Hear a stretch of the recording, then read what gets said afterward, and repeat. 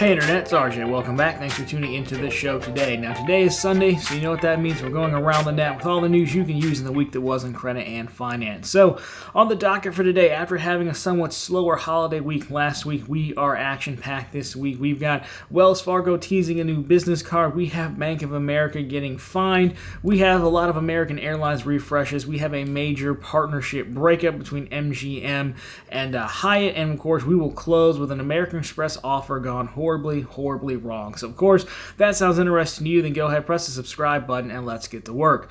Now, we will lead off with what I'm calling a quick hit story, and this is from Wells Fargo. Now, we've been talking about it for well over a year now at this point, but Wells Fargo has been in the process of revamping their whole entire credit card lineup. I think they actually stole some executives from Chase and Visa to kind of head this up. But if you go over to the Wells Fargo's landing page specifically for the business cards, you can see they're actually teasing a new business card coming soon. Now, here's the picture of it, but of course, we have no additional information, just new business credit card coming soon. Previously, they had two business cards.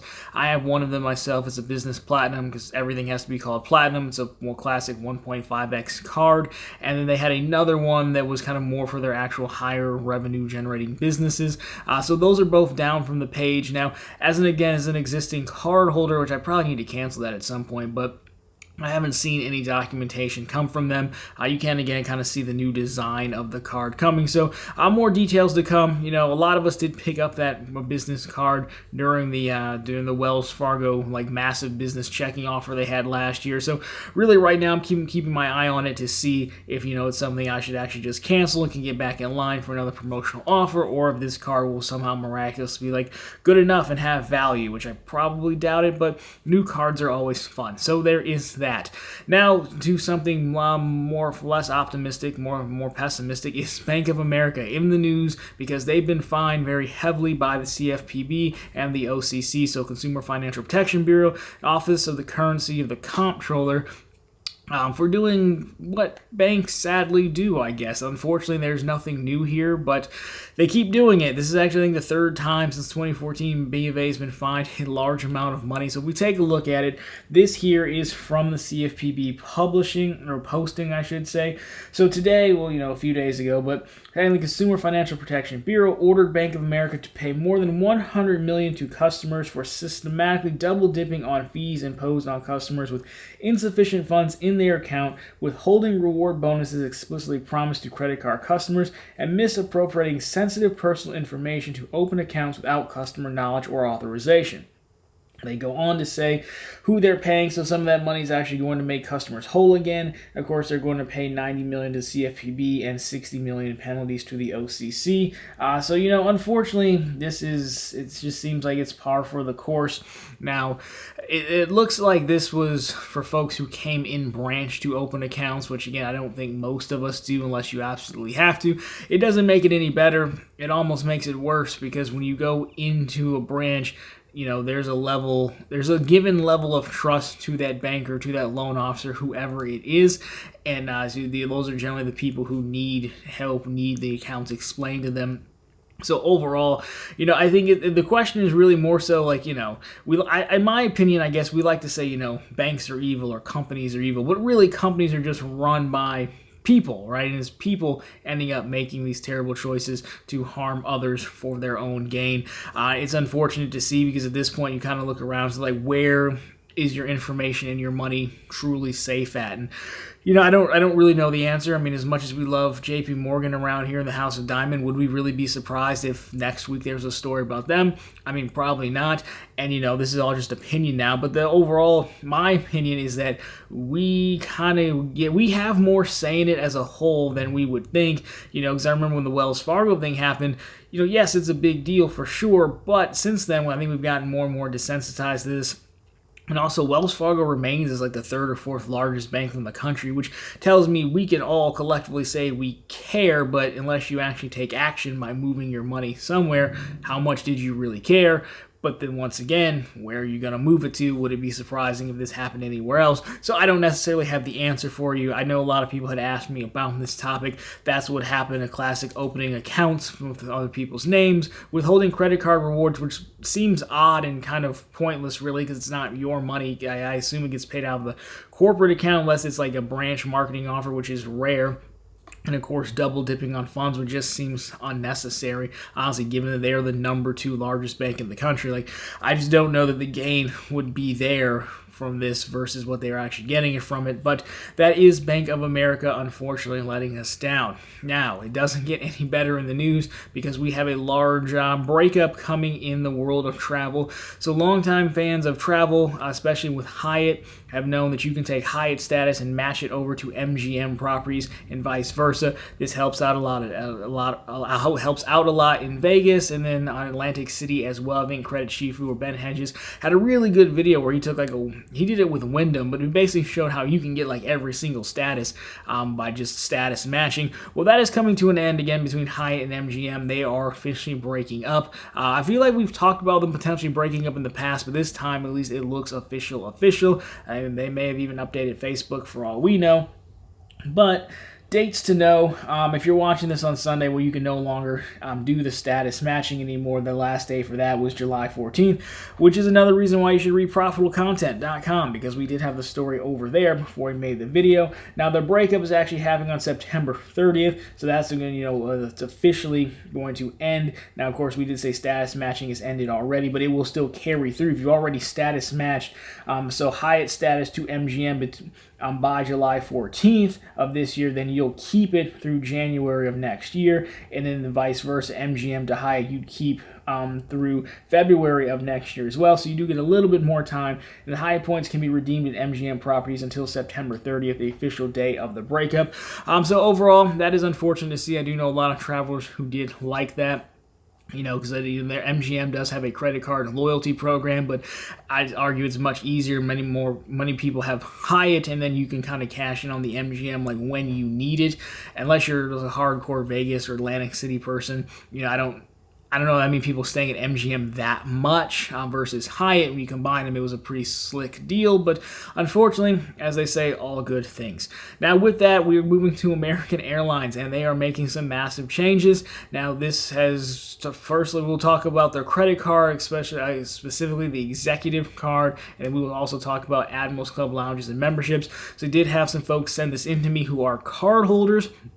And we also had some surveys a while back where they were kind of kicking around the idea of changing this. Now, the executive card it was a card that wasn't really that amazing. You're talking about like 2x back on American Airlines purchases, but the thing people liked about it was you got Admirals Club for I think it was like $450 annual fee, and you could add up to 10 authorized users, and they all got Admirals Club, which was a really insane card, and that what really made it like just total overpowered card. Well, American Airlines and Citibank have corrected that, and man, I think they overcorrected it a little bit, but we will break down that card for you now. So these changes will go live July 23rd. So the annual fee is getting hiked to $595. Originally it was $450. Your multipliers, you do see an increase. You're now getting 4 back on American Airlines purchases. If you spend $150K in a year, you'll get 5x back. You do get 10x back through rentals, hotels, and cars booked through the American Airlines partnership. You do get some credits. So up to $120 back on eligible Avis or budget rentals every calendar year. Up to $120 back on eligible Grubhub purchases. Of course, $10 per month.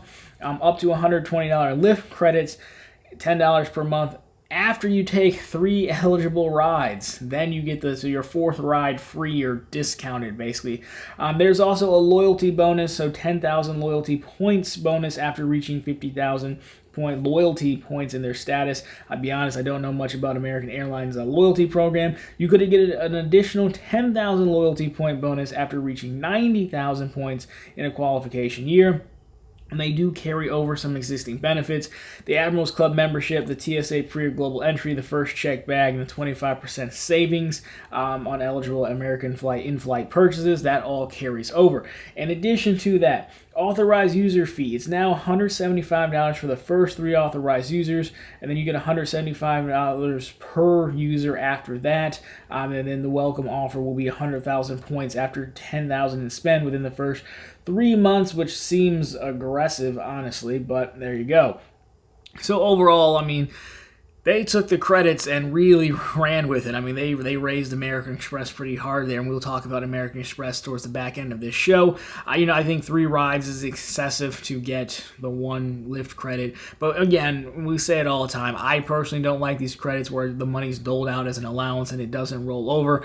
I think you can make the argument that the card isn't totally wrecked. It's wrecked for most people because, again, most people, you would have this card just for the Admirals Club. I think if you wanted to hike it up to this price, I understand the loyalty points, but at this price point, I think you need a companion pass. A companion pass probably would have saved it, and you could look at them like, oh, okay, well, I can't get everyone into Admirals Club anymore, but I get a companion pass, which could definitely make up the fee. Without a companion pass, I still think there's stuff here that could make it beneficial for the hardcore American Airlines flyer, which obviously is what they want. I mean, they had a bunch of people, casual flyers, buying, probably coach tickets and staying with their whole crew in Admirals Club, and that's what they wanted to avoid. So I understand it, but this seems like a little bit of an overcorrection, and the thing they missed of substance to me that would have made this like, okay, fine, would have been a companion pass, but no go there. So if you are a hardcore American Airlines flyer, you did have this card, let me know what you think about these changes. Will you be keeping it?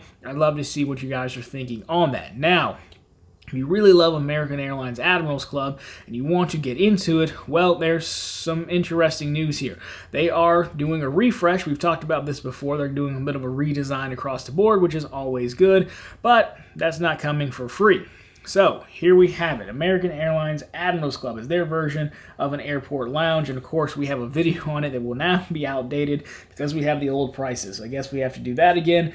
So here's what's happening. They are again making these changes. They're coming out July 23rd of this year, and then they'll be at the majority of lounges by early 2024. So price hikes will start with that.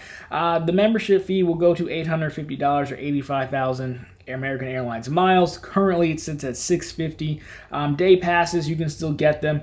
They're going to be $79. Currently, they're $59. And of course, you have the executive card that we talked about. Now, what do you get for this price hike? Well, again, you're going to get the updated aesthetic, if you will, complimentary premium food. So they're kind of upgrading the food menu, they're upgrading the drink menu, and then grab-and-go snacks as well for folks who are busy and on the go. So that's what you get. I would assume this is focused on the overcrowding issue as well. I think a lot of these, again, I've said it before, say it again, I think credit cards and these airlines have created their own problem, and when it became a problem, they just started kicking people out and hiking the prices. They basically made all their money handing out memberships through credit cards and things like that. Overcrowding happened, and they just hiked the price to kind of reset and readjust. Because again, they do want to prioritize their actual customers flying on those fares that just give you Admirals Club or give you Sky Club, whatever it may be.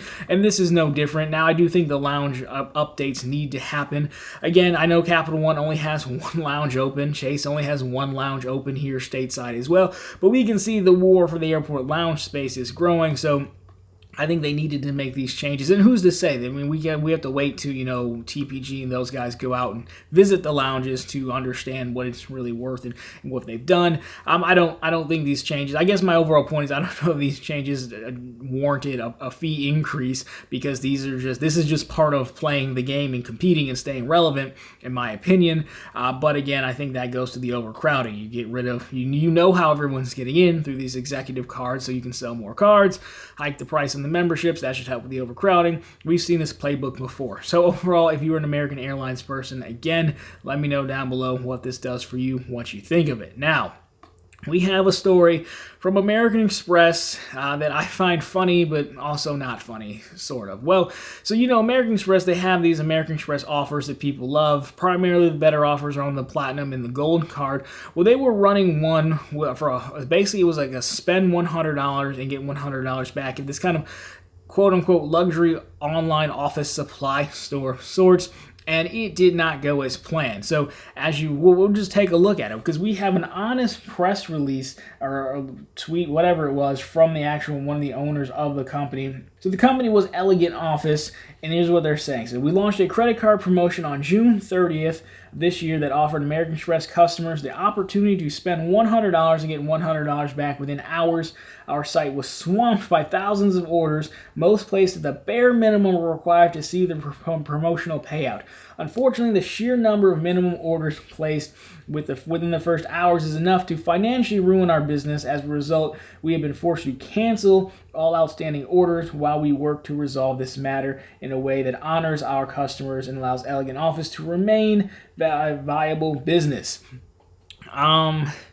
So it's funny to me. It's not funny because these guys almost lost their shirt in their company, and I believe them because we so very rarely see honest media posts, whatever it may be, right? Very rarely does someone come out and say, hey, that was a bad idea, we're going to lose a ton of money.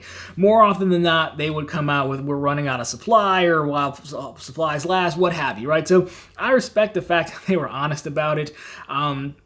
I think this is funny because it shows the power of not specifically this community, people watching the video, but overall the community as a whole in this game, because these aren't regular Amex Platinum people doing this. These are people who scroll their offers, who read Doctor of Credit, who hopefully read profitable content, even though I didn't have this story, and say, oh, I can spend $100 and get $100 back. That's a free something, and I can play around with the numbers until I basically get something for free, which is you have every right to do if that's the terms and conditions of the offer.